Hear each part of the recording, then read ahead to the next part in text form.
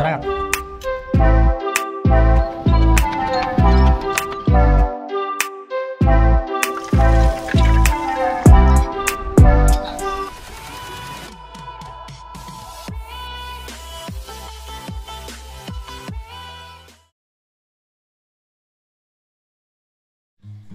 আসসালামু আলাইকুম, ayatsauntsandmom থেকে সবাইকে স্বাগতম। এন্ড নিশ্চয়ই সবাই ভালো আছেন। চলে আসলাম আরও একটি ব্লগ নিয়ে। আর এখন বাজে বিকেল 4টা, আর আমরা যাচ্ছি ছাদে। আপনাদের ভাইয়া কিছু গাছ এনেছে, তো ওগুলো আমরা একটু ক্লিন করব ছাদে নিয়ে। তারপর আমরা ঘর সাজানোর জন্য কিছু গাছ এনেছি, তো এগুলাই দেখাবো। তারপর কি করলাম আজকে, কি রান্না বান্না হলো, তো সারাদিনের টুকটাক জিনিসপত্র দেখাবো। তো এই গাছটা হচ্ছে এখন মাটিগুলো আলাদা করা হবে, কারণ এটা হচ্ছে আমি একটা জারে রাখবো কাচের। তো এটার মাটিটা আলাদা করে এটা হচ্ছে ক্লিন করে নিচ্ছি।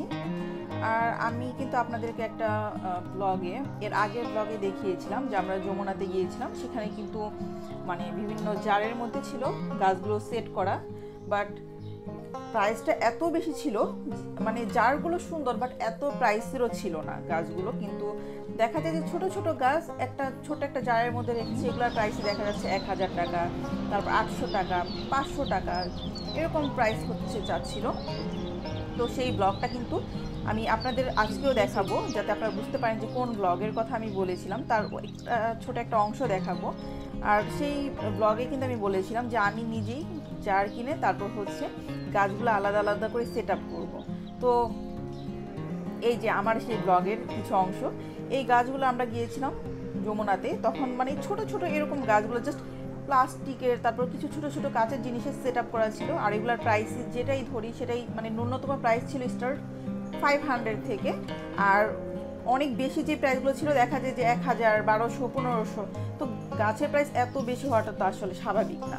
তো তখন আমরা ঠিক করলাম যে আমরাই হচ্ছে গাছগুলো কিনে তারপর আমরা আমাদের মন মতো জারে সেগুলো সেট করব। আর এই যে মরিচ গাছটা, এটাও কিন্তু একদম পুরো গাছ পুরো মরিচ ধরে আছে। এটার প্রাইসটা কিন্তু অনলি 80 টাকা। আর যেগুলো হচ্ছে স্টিকের মতো, মানে আমি যেগুলো জারে সাজাবো কাচের জারে পানিতে, ওগুলা কিন্তু এক একটা স্টিক হচ্ছে পড়েছে কত, আমার 4টা স্টিক মেবি 80 টাকা। যমুনাতে এগুলা এক একটাই 80 টাকা করে। এগুলো ভাবা যায়, এই যে স্টিকগুলো দেখা যাচ্ছে আমি পানিতে ভিজিয়ে রেখেছি, এগুলো হচ্ছে অনলি 80 টাকা দিয়ে আমি এনেছি। আর মরিচ গাছটা হচ্ছে 80 টাকা। আর ওই যে টবে যে বনসাই গাছটা দেখা যাচ্ছে, ওটা কিন্তু অনেক সুন্দর। বনসাইটা নিয়েছে হচ্ছে 250 টাকা। মানে আমি এতগুলো গাছ কিনলাম, টোটাল হচ্ছে আমার খরচ হয়েছে 450 টাকা। 450 টাকার মধ্যে আমি পেয়ে গিয়েছি। আর ওইখানে একটা গাছই যেগুলো মানে পছন্দ হয় না, সেই গাছও ছিল হচ্ছে 500 টাকা প্রাইস। তো সব কিছু একটু কম্পেয়ার করে কিনলে তখন কিন্তু আর ঠকতে হয় না। যে কোনো জিনিসই, আমি বলবো যে কোনো জিনিসই অনেক জায়গায় ঘুরে তারপর কেনাটাই বেটার। ওইখানে ভালো লেগেছিল জিনিসগুলো, মানে এক্সেপশনাল ছিল, মানে জারগুলো সুন্দর ছিল। তো ওগুলো তো আমিও আলাদা আলাদা করে ম্যানেজ করে নিতে পারি। যাই হোক, এখন হচ্ছে আমি এই মরিচ গাছটা আমার কিচেনের জানালার পাশে সেট করব। এখন হচ্ছে আমি ছাদ দিয়ে বালতিটা নামিয়ে তারপর আমি আবার জানালা দিয়ে হচ্ছে এটাকে নামাবো আমার জানালার বাহিরে। এটা হচ্ছে নামানো হচ্ছে। আমি এখন আমার জানালা দিয়ে তারপর এটাকে আবার ধরে নামাতে হবে টপটা। আর কিচেনের বাইরে কাঁচামরিচ গাছটা রেখেছি, দেখতেও সুন্দর লাগবে। আর হুটহাট দেখা যায় যে অনেক সময় কাঁচামরিচ থাকে না, এই যে আমি সেট করে ফেলেছি, নামিয়ে কিন্তু ফেলেছি।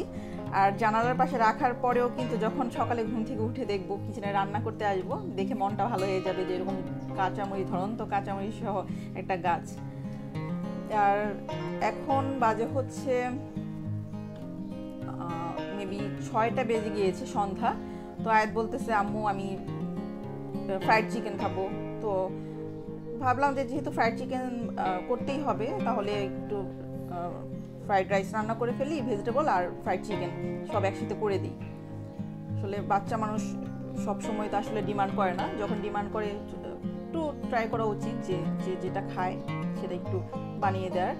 তো এখন হচ্ছে আমি ভেজিটেবল রান্না করব, তারপর হচ্ছে আমি এগুলো রান্না শেষে আমার যে গাছ আরও আছে যেগুলো যে জারে সেট করবো, কাচের জারে, সেটা হচ্ছে আমি দেখিয়ে দিব আপনাদেরকে কিভাবে আমি সেট করলাম। এই কাজটা করার পরেই এখন, কারণ আমার গাছগুলো ক্লিন করে আনতে আনতে এখন সন্ধ্যা হয়ে গেছে, আর একটু খেলাধুলা করলো ছাদে, তো এর জন্য একটু দেরি হয়ে গেছে। তো ওই গাছটা কিভাবে সেট করতেছি এই রান্না বান্না শেষে, তারপর আমি গাছটা আবার দেখিয়ে দিব যে কিভাবে সেট করলাম। তো এখন চিকেনের জন্য হচ্ছে আমি ফ্রাইড চিকেনের জন্য চিকেনটা একটু প্রসেস করে নিচ্ছি। আর আমি যে যে রান্না করি এগুলোর কিন্তু আমার রেসিপিগুলো একদম প্রপার ওয়েতে রেসিপিগুলো কিন্তু আমার চ্যানেলেই আছে, সেগুলো আপনারা দেখতে পারবেন। এখন আমি একটু ফ্রাইড রাইসটা রান্নার জন্য পানি বসিয়ে দিয়েছি।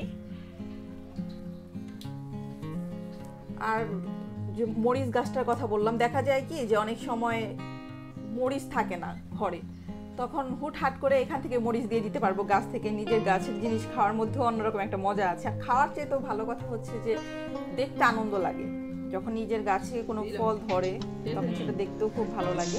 তো এরকম আরও ছোট ছোট গাছ আমি আরও কিছু কিনবো, সেই সব গাছও কিন্তু আমি আপনাদের সাথে আরও দেখাবো। আর ফ্রাইড রাইস রান্না হয়ে যাচ্ছে মোটামুটি। এই তো সারাদিনের টুকটাক কাজ করতে করতে, আর এখন তো আমার সময় আরও বেশ ভালোই যাচ্ছে, খুব ভালো সময় কাটছে। কারণ আমি ব্লগে যে আপনাদের সাথে টুকটাক কথা বলা হয়, গল্প করি।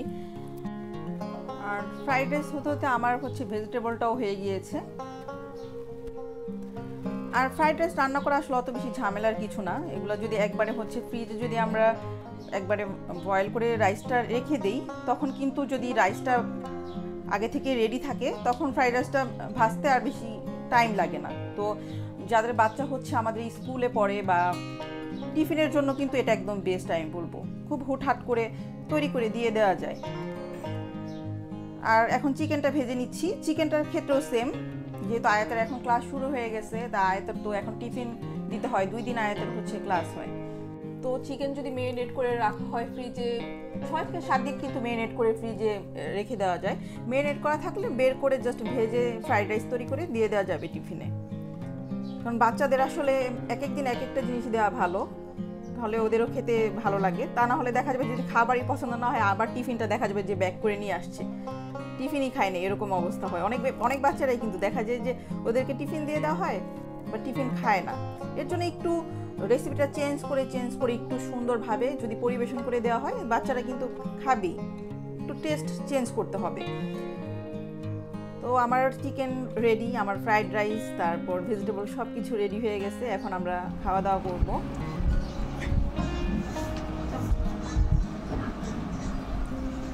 আর এখন হচ্ছে আয়াতের জন্য প্লেটটা রেডি করছি। তাকে একদম রেস্টুরেন্ট স্টাইলে নাকি আমার প্লেটে সুন্দর করে দিতে হবে, বলে যে আম্মু আমাকে রেস্টুরেন্টে যেইভাবে দেয় ওইভাবে হচ্ছে আমাকে সুন্দর করে বানিয়ে দিতে হবে। তো আয়াতের জন্য হচ্ছে সুন্দর করে সার্ভ করছি। আর আয়াত তো মহা খুশি, আম্মু অনেক সুন্দর অনেক সুন্দর। আমি বলেছি ঠিক আছে, এরকম সুন্দর সুন্দর করে বানিয়ে দিব, কিন্তু পড়তে হবে ঠিক মতো, আম্মু যা বলবো তাই করতে হবে। এই তো সবার খাবার দাবার শেষ, এখন বাজে রাত 9টা। এখন যে গাছটার কথা বলেছিলাম যে আমরা এই গাছগুলো হচ্ছে কাচের জারে সেট করব, এখন একটু ধুয়ে নিচ্ছি। ছাদে থেকে কিন্তু ক্লিন করে নিয়ে এসেছি, কিন্তু যদি তারপরও গাছের গোড়ায় কোনো মাটি থাকে, যখন কাচের জারে রাখবো তখন কিন্তু পানিটা ঘোলা হয়ে যাবে। এর জন্য একটু ভালো মতো ক্লিন করে নিচ্ছি। পানি ঘোলা হয়ে গেলে কিন্তু তখন গাছটা যখন ডেকোরেশন করবো তখন আর সুন্দর লাগবে না। আর যমুনায় এই এক একটা স্টিক চেয়েছিল হচ্ছে 80 টাকা করে, আর আমরা কিন্তু পার স্টিক 20 টাকা করে কিনেছি। মানে ভাবা যায় প্রাইসের কত বেশি ডিফারেন্স। আর এখন সেট করে নিচ্ছি। আর আমার এই গাছে কিন্তু আরও ডেকোরেশন বাকি আছে। আমি হচ্ছে এই পানিতে স্টোন দিব, স্টোন দিলে হচ্ছে আরও বেশি সুন্দর লাগবে। আর ওগুলো কিন্তু আপনাদের সাথে শেয়ার করব যে একটা কাচের জারে মানে কিভাবে আমরা সেট করতে পারি সুন্দর করে গাছ। আর দেখা যাবে যখন আমি সেট করব, ওই যদি এই সেটটাই যদি আবার ওনারা সেল করে, দেখা যাবে যে 1200 টাকা করে সেল করতেছে। তো এরকম ছোট ছোট জিনিসগুলো যদি আমরা একটু খেয়াল করি, নিজেরাও কিন্তু অনেক সুন্দর করে যদি একটু মাথা খাটাই, তাহলে কিন্তু সুন্দর সুন্দর জিনিস ঘরে বসেও বানানো যায়। তো মোটামুটি আজকের ব্লগটা কিন্তু আমার শেষ। অ্যান্ড কেমন লাগলো আমার ব্লগটা জানাতে ভুলবেন না। আর সবাই হচ্ছে ভালো লাগলে ayatsauntsandmom-এর সাবস্ক্রাইব করবেন, কমেন্ট করবেন, শেয়ার করবেন। তো আজকের ব্লগটা এখানেই শেষ করছি। সবাই ভালো থাকেন, সুস্থ থাকেন। আল্লাহ হাফেজ।